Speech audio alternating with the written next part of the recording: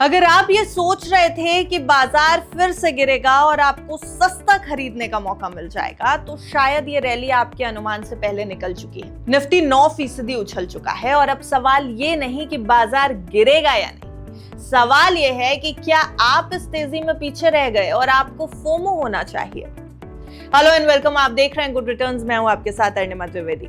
देखिए, भारतीय शेयर बाजार ने इस समय वो रफ्तार पकड़ी है जिसे देखकर बड़े बड़े एक्सपर्ट्स हैरान हैं।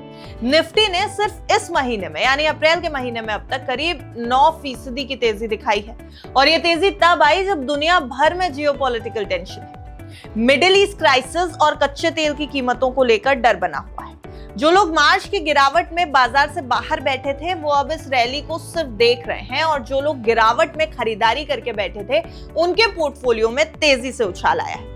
मिड कैप इंडेक्स करीब 13% और स्मॉल कैप इंडेक्स 15% तक उछल चुका है। यानी ये सिर्फ बड़ी कंपनियों की रैली नहीं है, बल्कि चौतरफा खरीदारी का बाजार बन चुका है। सबसे बड़ा बदलाव यहाँ पर सेंटिमेंट्स का हुआ है। जब मार्केट में बाय ऑन डिप्स का ट्रेंड पूरी तरह से हावी हो चुका है, तो आप सोचिए कि सेंटिमेंट्स बाजार के लिए कितने फेवर में काम कर रहे हैं।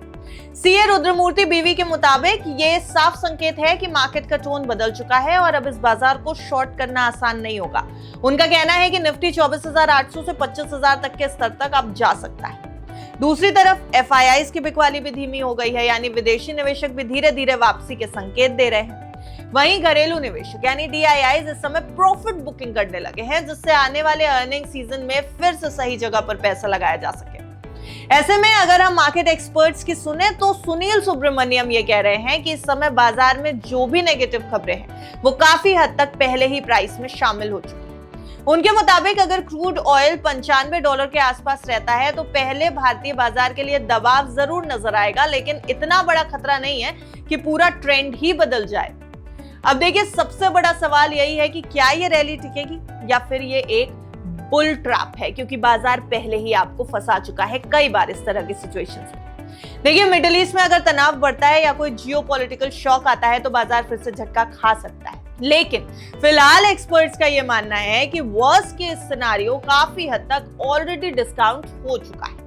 मार्केट एक्सपर्ट मनीष गुनवानी का नजरिया और भी ज्यादा दिलचस्प है। उनका कहना है कि वैल्यूएशन के हिसाब से कई सेक्टर्स अब अट्रैक्टिव लेवल पर हैं, खासकर प्राइवेट बैंक्स और वो कंपनियां जो पिछले 3 से 5 साल से दबाव में थी, लेकिन अर्निंग्स लगातार बढ़ रही थी। अब आने वाले समय में बाजार की दिशा जो है, बाजार का डायरेक्शन जो है, वो 3 चीजों पर डिपेंड करेगा।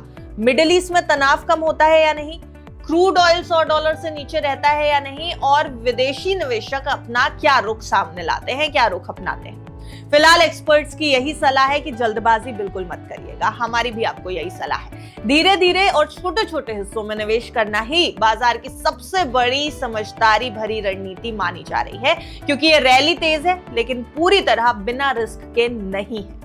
इसलिए फाइनेंशियल एडवाइजर की सलाह के साथ अपनी पूंजी निवेश करिए, रिस्क एपेटाइट को ध्यान में रखते हुए कॉशियस रहिए, बाजार के लिए ऑप्टिमिस्टिक रहिए, पॉजिटिव रहिए, लेकिन सोच समझकर फैसला लीजिए। देखते रहिए गुड रिटर्न्स।